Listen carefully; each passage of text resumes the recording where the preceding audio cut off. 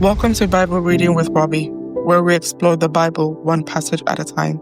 I'm Robbie, and I'm excited to journey through Scripture with you.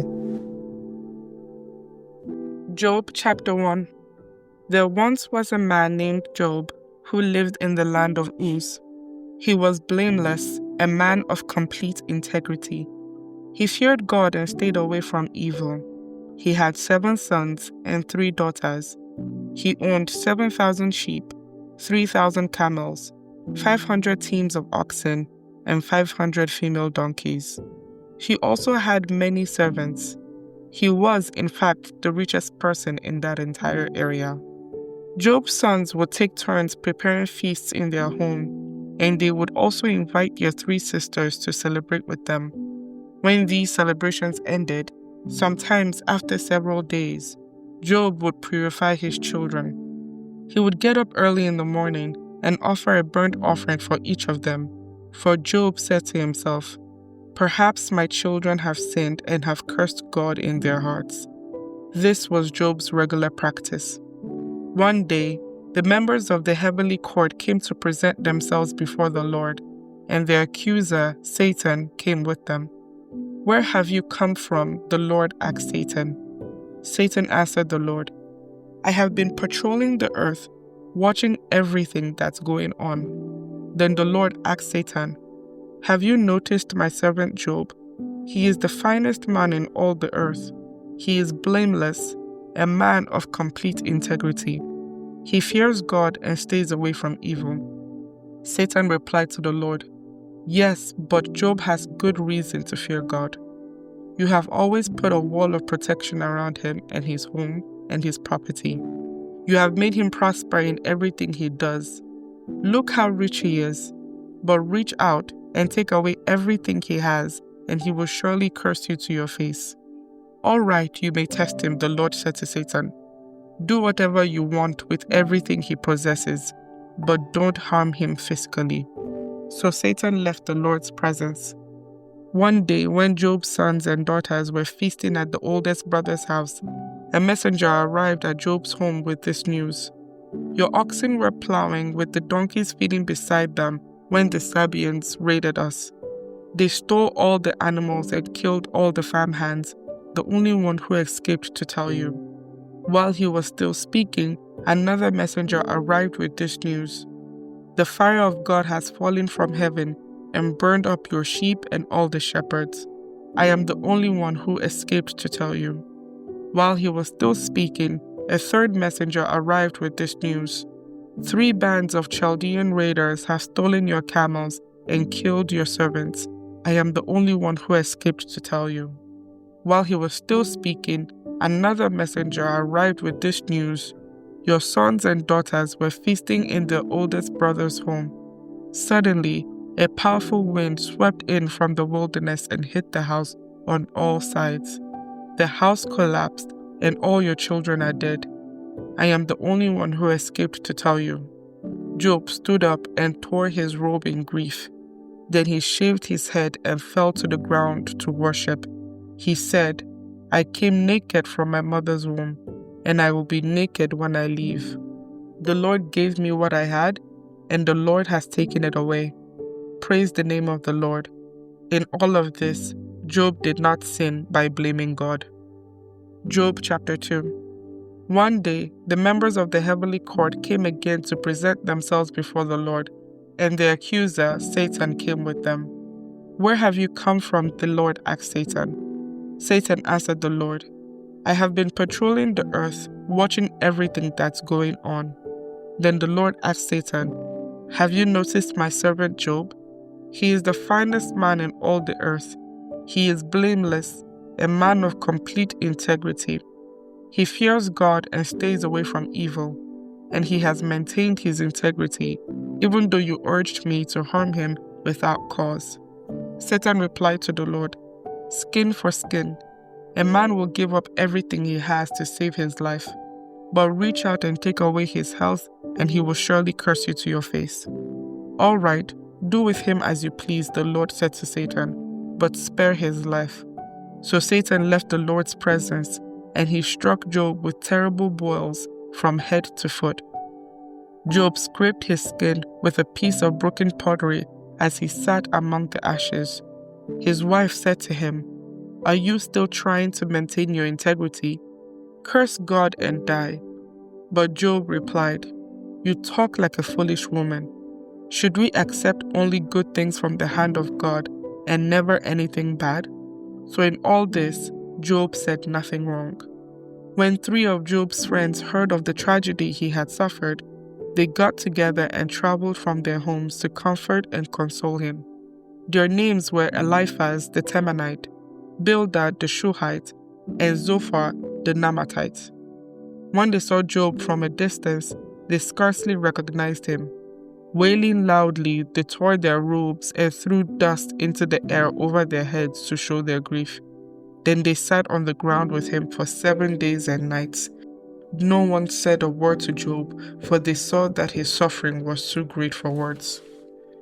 Job chapter 3. At last Job spoke, and he cursed the day of his birth. He said, "Let the day of my birth be erased, and the night I was conceived. Let that day be turned to darkness. Let it be lost even to God on high, and let no light shine on it. Let the darkness and utter gloom claim that day for its own. Let a black cloud overshadow it, and let darkness terrify it. Let that night be blotted off the calendar, never again to be counted among the days of the year, never again to appear among the months. Let that night be childless, let it have no joy. Let those who are experts at cursing, whose cursing could rouse Leviathan, curse that day. Let its morning stars remain dark. Let it hope for light, but in vain, may it never see the morning light. Curse that day for failing to shut my mother's womb, for letting me be born to see all this trouble. Why wasn't I born dead? Why didn't I die as I came from the womb? Why was I laid on my mother's lap? Why did she nurse me at her breast? Had I died at birth, I would now be at peace. I would be asleep and at rest. I would rest with the world's kings and prime ministers, whose great buildings now lie in ruins. I would rest with princes, rich in gold, whose palaces were filled with silver. Why wasn't I buried like a stillborn child, like a baby who never lives to see the light? For in death the wicked cause no trouble, and the weary are at rest. Even captives are at ease in death, with no guards to curse them. Rich and poor are both there, and the slave is free from his master. Oh, why give light to those in misery, and life to those who are bitter? They long for death, and it won't come. They search for death more eagerly than for hidden treasure. They are filled with joy when they finally die, and rejoice when they find the grave. Why is life given to those with no future, those God has surrounded with difficulties? I cannot eat for sighing. My groans pour out like water. What I always feared has happened to me. What I dreaded has come true. I have no peace, no quietness. I have no rest. Only trouble comes. Job chapter 4. Then Eliphaz the Temanite replied to Job, "Will you be patient and let me say a word? For who could keep from speaking out? In the past you have encouraged many people. You have strengthened those who were weak. Your words have supported those who were falling. You encourage those with shaky knees. But now when trouble strikes, you lose heart. You are terrified when it touches you. Doesn't your reverence for God give you confidence? Doesn't your life of integrity give you hope? Stop and think. Do the innocent die? When have the upright been destroyed? My experience shows that those who plant trouble and cultivate evil will harvest the same. A breath from God destroys them. They vanish in a blast of his anger. The lion roars and the wildcat snarls, but the teeth of strong lions will be broken.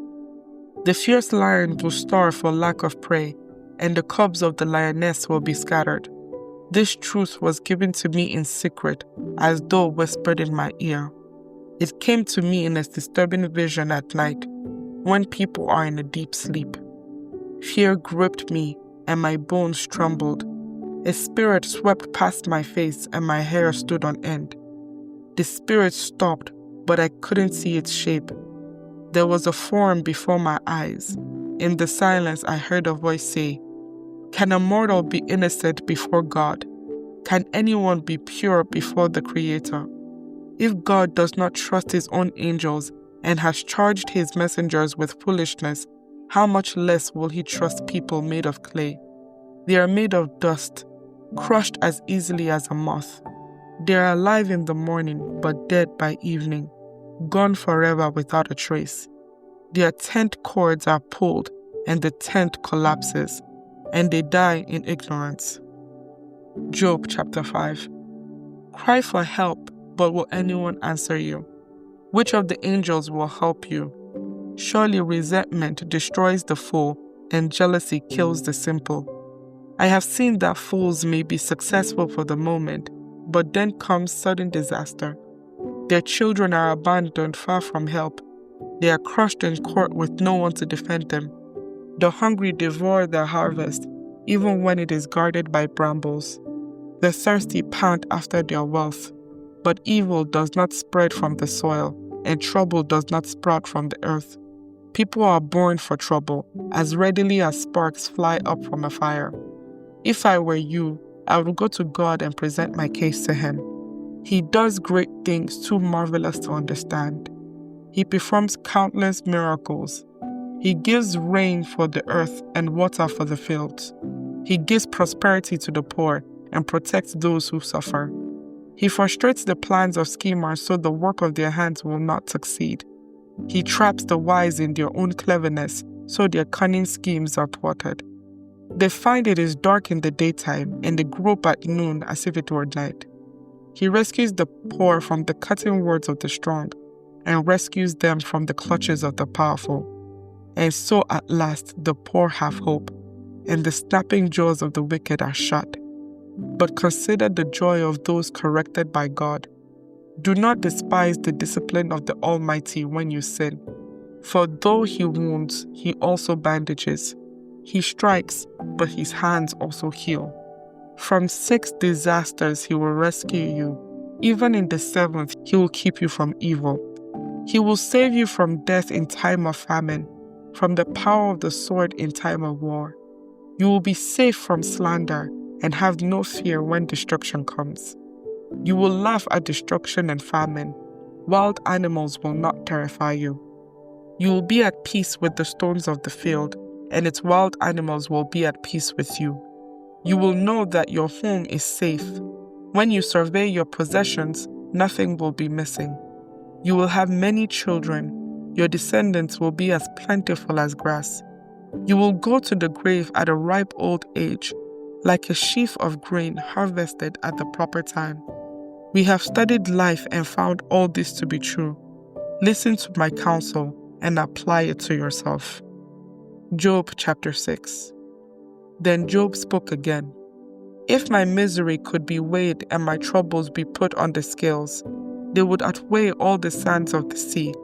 This is why I spoke impulsively, for the Almighty has struck me down with his arrows. Their poison infects my spirit. God's terrors are lined up against me. Don't I have a right to complain? Don't wild donkeys bray when they find no grass, and oxen bellow when they have no food? Don't people complain about unsalted food? Does anyone want the tasteless white of an egg? My appetite disappears when I look at it. I gag at the thought of eating it. Oh, that I might have my request, that God would grant my desire. I wish he would crush me. I wish he would reach out his hand and kill me. At least I can take comfort in this. Despite the pain, I have not denied the words of the Holy One, but I don't have the strength to endure. I have nothing to live for. Do I have the strength of a stone? Is my body made of bronze? No, I am utterly helpless, without any chance of success. One should be kind to a fainting friend, but you accuse me without any fear of the Almighty. My brothers, you have proved as unreliable as a seasonal brook that overflows its bank in the spring, when it is swollen with ice and melting with snow. But when the hot weather arrives, the water disappears. The brook vanishes in the heat. The caravans turn aside to be refreshed. but there is nothing to drink, so they die. The caravans from Tema search for this water. The travelers from Sheba hope to find it. They count on it but are disappointed. When they arrive, their hopes are dashed. You too have given no help. You have seen my calamity, and you are afraid. But why? Have I ever asked you for a gift? Have I begged for anything of yours for myself? Have I asked you to rescue me from my enemies, or to save me from ruthless people? Teach me, and I will keep quiet. Show me what I have done wrong. Honest words can be painful, but what do your criticisms amount to? Do you think your words are convincing when you disregard my cry of desperation? You would even send an orphan into slavery or sell a friend. Look at me. Would I lie to your face? Stop assuming my guilt, for I have done no wrong. Do you think I am lying? Don't I know the difference between right and wrong? Job chapter 7. Is not all human life a struggle? Our lives are like that of a hired hand, like a worker who longs for the shade, like a servant waiting to be paid. I too have been assigned months of futility, long and weary nights of misery. Lying in bed, I think, when will it be morning? But the night drags on, and I toss till dawn. My body is covered with maggots and scabs. My skin breaks open, oozing with pus. My days fly faster than a weaver's shuttle. They end without hope. O God, remember that my life is but a breath, and I will never again feel happiness. You see me now, but not for long. You will look for me, but I will be gone. Just as a cloud dissipates and vanishes, those who die will not come back. They are gone forever from their home, never to be seen again. I cannot keep from speaking. I must express my anguish. My bitter soul must complain. Am I a sea monster or a dragon that you must place me under guard? I think my bed will comfort me, and sleep will ease my misery. But then you shatter me with dreams and terrify me with visions. I would rather be strangled, rather die than suffer like this. I hate my life and don't want to go on living. Oh, leave me alone for my few remaining days. What are people that you should make so much of us, that you should think of us so often? For you examine us every morning and test us every moment. Why won't you leave me alone, at least long enough for me to swallow? If I have sinned, what have I done to you? O watcher of all humanity, why make me your target? Am I a burden to you? Why not just forgive my sin and take away my guilt? For soon I will lie down in the dust and die. When you look for me, I will be gone. May the Lord bless the reading of His Word.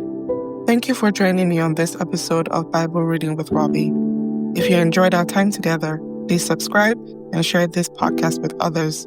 Join us next time as we continue on our journey through Scripture. Until then, stay blessed.